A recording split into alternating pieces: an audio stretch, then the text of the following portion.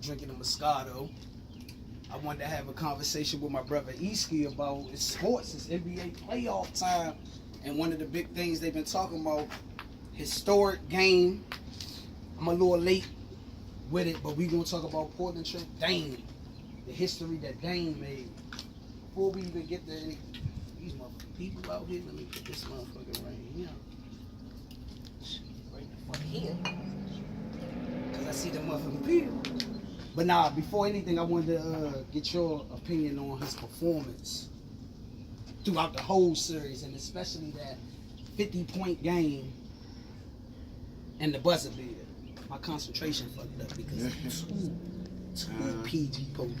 Cool to know, man.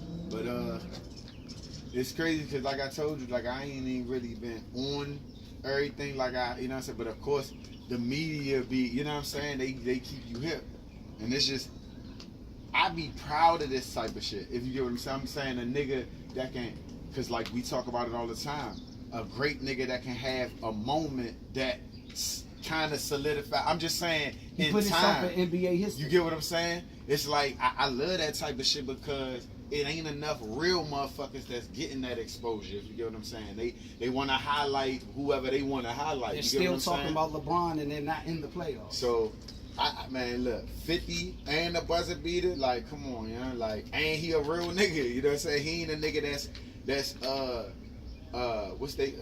that's trying to get the cloud, or you get what I'm saying? Like, he don't give a fuck about none of that. He just trying to go out, win, and be who he is. You know what I'm saying? Like, to me, I gotta admire that type of shit. For real, like, he one of the real ones. You know what I'm saying? He put up a hell of a game.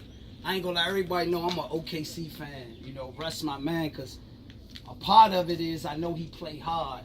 Forget the bad shots sometimes that they say. He move 1,000 miles. I'm gonna be connected to him because I like the effort he put in. He play hard every jump. So it's like when I see a nigga that put the effort in, and I hear nothing but his teammates say he a great leader, and then how the media always, it's like Russ gotta win it all. Or it's something they're going to criticize him when we already talked about only one team can win every year. And it's the NBA. It's supposed to be competitive. Some people lose. You got Russ, you got Dame. Somebody's going to lose. Russ lost this year. How do you feel about, like, do you feel like it? How do you feel about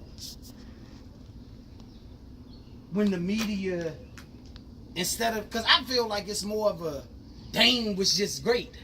Right. More than Russ dropped the ball. Up, yeah. He put up numbers too. And that's the tricky thing about the media. That's the way they play on all this type of shit. If you get what I'm saying, as far as they gotta come up with whatever scenario, and I'm just saying the pin motherfuckers again. I'm just saying, look at what they was doing with the Russ and Paul George. You get they feed on they gotta talk down. You get what I'm saying, instead of just respecting motherfuckers for their greatness. You get what I'm saying? Which, that's why I don't really pay too much attention to this media shit for real. Like, I try not to, but of course, being as though we gotta report on certain shit just to get certain information, it's like, that should be blown. We talk about that shit with boxing. I'm just saying how they talk a certain way to sway, you get what I'm saying? Motherfuckers thinking for real. And it ain't even that serious for real. Like, Russ is great, period. It's just unfortunate that he ain't getting to the next level. You get what I'm saying? And that could be due to the competition. You gotta think, okay, last year when I look at the team, I really don't think they were supposed to lose to Utah. You get what I'm saying? But for whatever reason, not the right chemistry, cool, Utah win, they a playoff team. It shouldn't be predictable. I give it to Utah. But then if you go, he lost 3 years in a row. James Harden is arguably the second time MVP this year, and those one of the teams you lose to. So which one is it? Do we want a rigged league or a great league? Back then, I don't remember the mailman and them getting, and I love the mailman in Stockton, but I don't remember them telling Stockton, you can't win it with Stockton.